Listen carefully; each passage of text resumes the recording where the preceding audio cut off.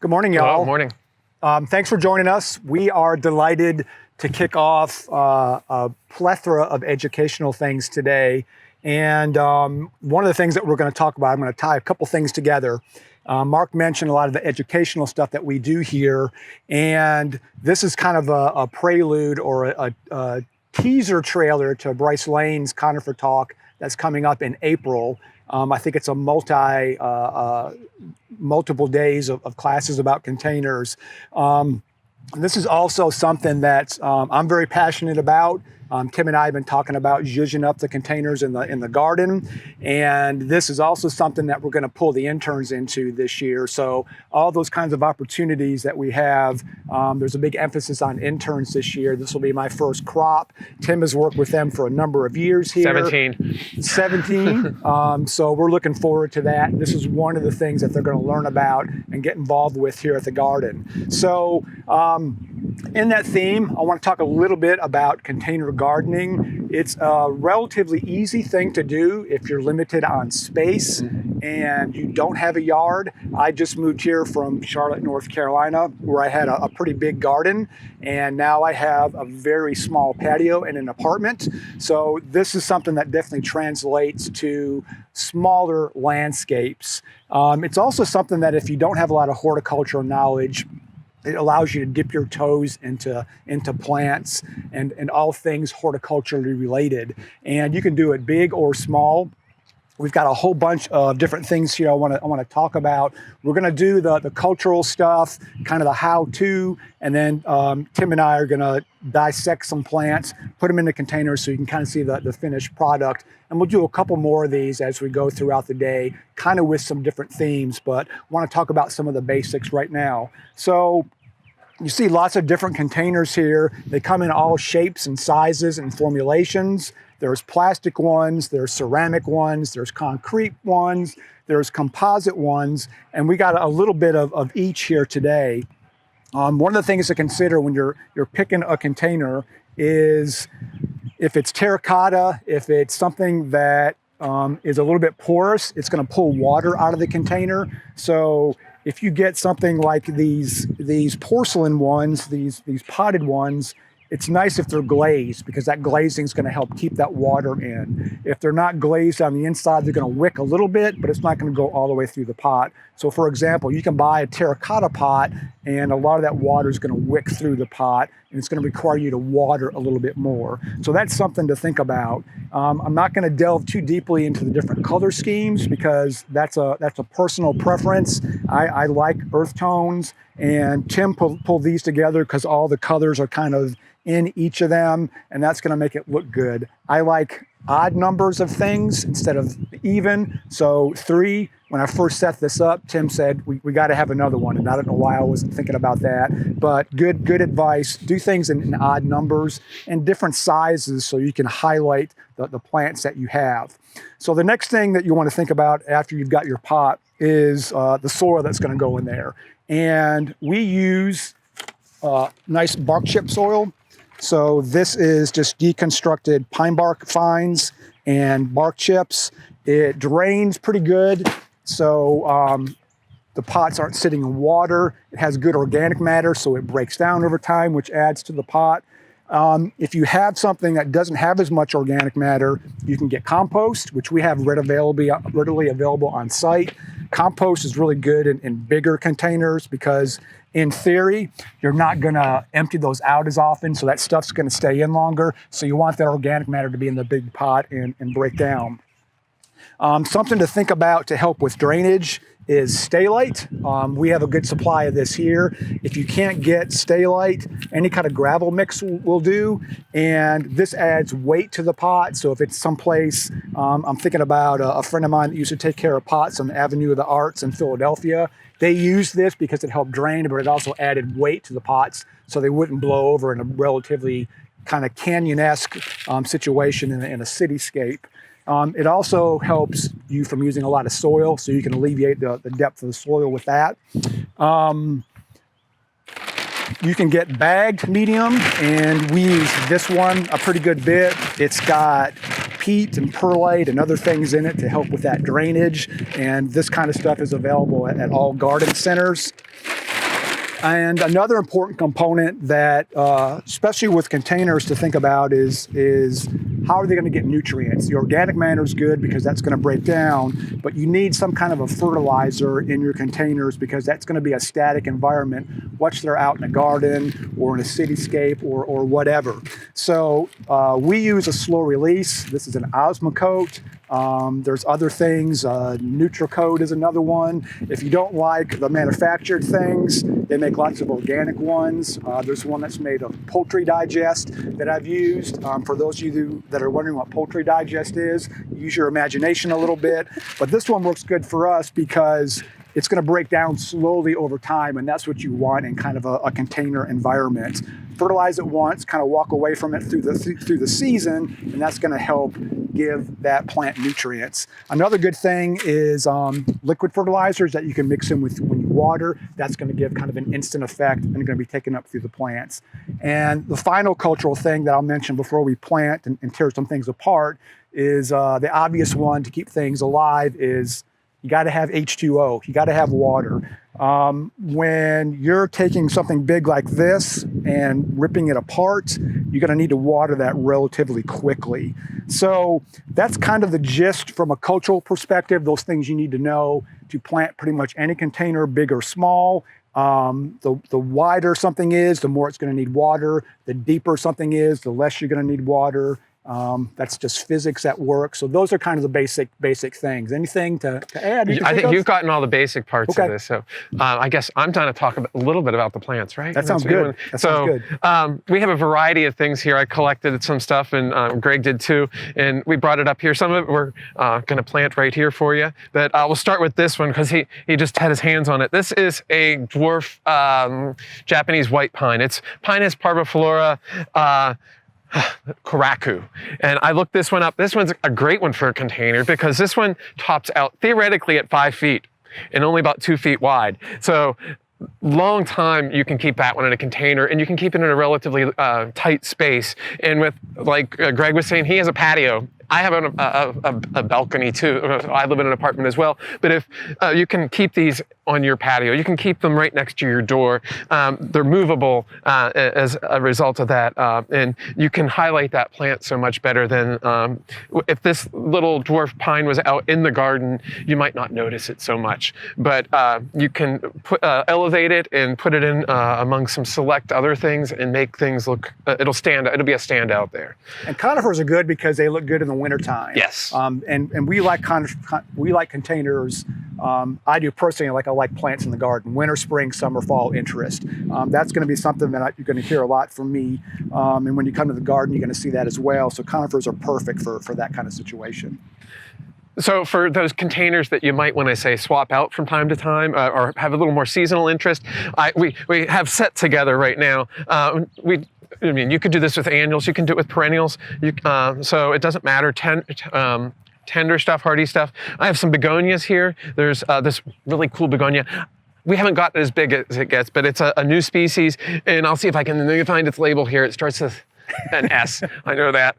It's Begonia silensis. Silatensis, I mean. Supposedly, in the wild, this one got up to like 6 feet with just these little leaves, and actually the leaves get bigger. So I thought maybe try that one in a container. And then we have a slightly smaller growing begonia. This one only gets about 2 foot tall, and it gets, smaller leaves, only 6 or 8 inches across. That's Begonia Cote Castillon, if I murdered that, I think French. I took Spanish. And then, we have a hosta here. So this would be a great container for a shady nook or on a patio or a balcony. You can, again, move it wherever. And also, it's up. You can keep it from the deer easily that way, too, with those hostas. Here's another one we thought about starting to put together. This is one of the dwarf Japanese maples. This is Goshiki, Acer palmatum Goshiki Kohimi, Kotohimi, I should say. Lost a syllable there. This one, I didn't look to see how big this gets, but I think it stays under 3 to 5 feet. It's a small one. We can argument, we'll say that. Yeah, this one can stay in there. for quite some time. And have something at the base of it, and you have another giant plant. This little hosta, yellow sapphire. And again, if we keep it up, the rabbits at least won't get it in this container. It's that rabbit can't get that high up there. So those are just some that we're going to throw together here. But I have some other things over here that you might also include in your containers. This is one I just set together. This is a low container, but I put some aspidistra in here, and this is the coolest aspidistra. And let me get the label on this one. This is Aspidistra Pulchella Kunming Scarlet, and it's in flower. This is actually a tender species of Aspidistra for us here, but because it's in a container, this is a great place to have it, because when we get too cold for it out in the winter, we can bring it in. And so I can plant up this container, it'll fill in, and I can have that, and I can summer it out in the garden.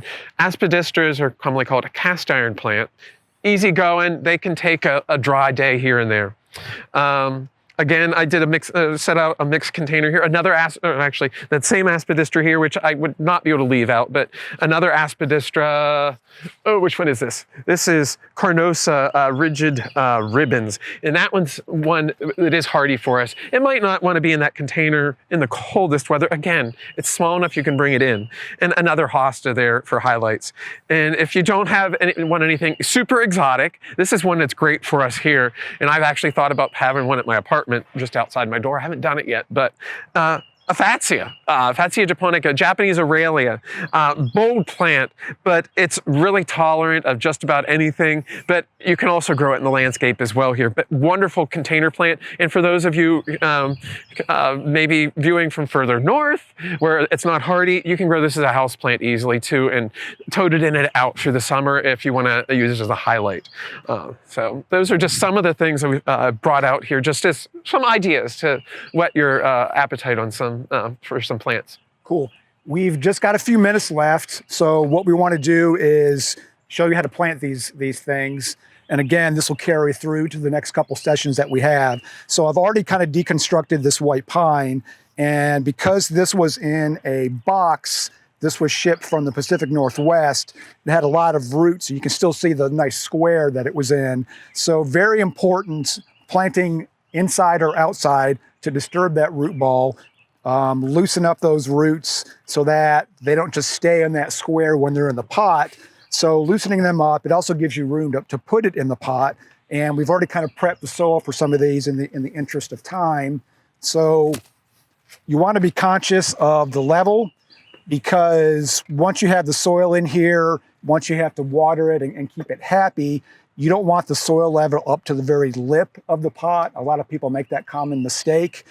Have it 1 to 2 inches down below, so that when you water that, the water will gather up in the lip and work its way down. It'll be easier to water this pot. If the soil is all the way up to the lip of that pot, it's going to go over the side, and not as much water is going to go down into the pot. A trick for watering and knowing how much water you have in your pots is, once you splash it with water, lift it up with your foot or lift it up to see if it's heavier. If it's not heavy, you haven't given it enough water. It needs to run through a couple times, soak that whole root ball, and depending on how long it's been in the container before it went in the container, those roots are going to need as much water as they can. So we've loosened this up enough. And as Tim mentioned, this is going to stay dwarf. We could probably leave this in this pot, keep it fertilized, add some organic matter over a number of years, and this thing will be fine and happy in here for quite a while. So I'm going to backfill it with soil or soilless mix. And again, keeping conscious of that lip. And it's good to tamp it in so that it goes around all those roots that you just loosened up, so that they stay nice and moist.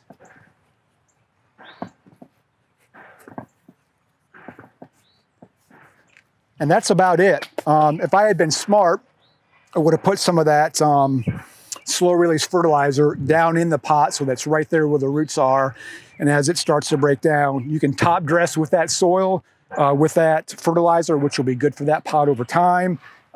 Some people like to put decorative rock on top of there.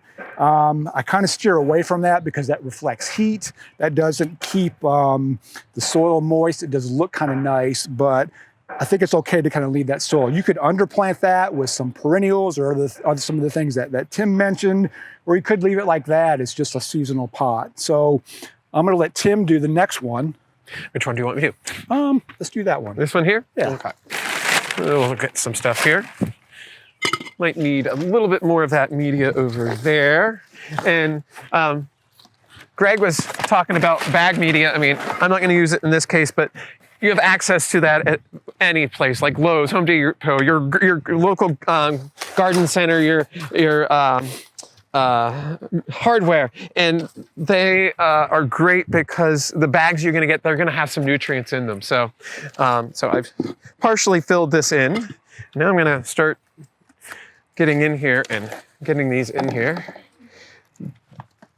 But those bag medias that you get sometimes at Lowe's and Home Depot, for instance, they'll often have some added fertilizer, which gives you an advantage that first year.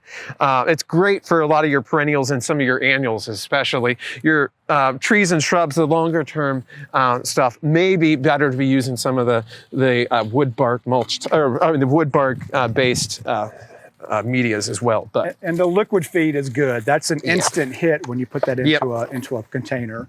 The nutrients are readily available as you're pulling them in. And you can see the roots that I talked about. Even with perennials, it's important to loosen that up. And Tim's doing something that is easy to be missed, but he's being conscious of the heights of things and placing those in the pots. So you can see that he shoved this guy against the edge. This is going to get taller. Yeah, he's going to tuck it back in the back. Went that towards the back. And I did a little bit, I mean, these are subtly different shapes, but shape of the leaf structure and is also important on some of these as to how you might arrange them. Because that's as important as anything. Look there, I've probably gotten that stretched out there. So I'll go here, and then this one's a lot smaller, but put that in here.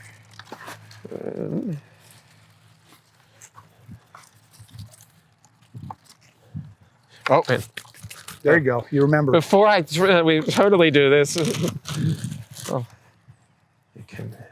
And putting it in the pot before you top it off, again, gets it down close to the roots. It'll activate it. You want it to activate it and break up.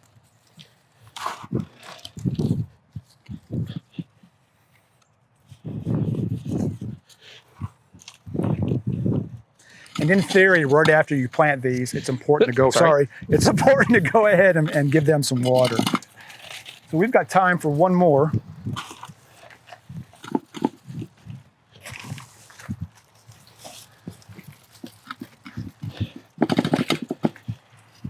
Let's do this guy, it's got less plants. This one? Yep. Okay. Yeah. And this is using a woody, so that's good. A woody and let's see, is that bucket empty by chance? Yep. Okay, I'm gonna try to make less of a mess this way. So I don't know, actually this isn't densely rooted, which is great. I think we actually may have just repotted this at late fall or early winter. So it's perfect time to get it in here. And Japanese maples are really great in containers, and even in the garden, they're really very resilient. Forgiving. Very forgiving. As long as you don't not water them in the summer. But moving them, they will not be too upset. And just because I'm going to put a hosta in here, I'm going to set this just a little bit to the back. It's almost perfectly made for that. Yes. Yeah, we'll stick this little hosta in. Actually, what we could do with this little hosta, divide it up. Yeah, I can break this into a couple 2 to 3 pieces. Might look nice. A couple hostas. I can do this, and you can do this. You can buy yourself, one big one, and you can divide it up as long as it's not a single crown type hosta. Which so that's kind of the gist of what we wanted to talk about. We're going to throw y'all next to talk about hydrangeas. and it's a pre-recorded talk. Right after that, we're going to do some question and answer and get some input from y'all on your problem with hydrangeas. So thank you for listening, and stay put with us for the duration of the day.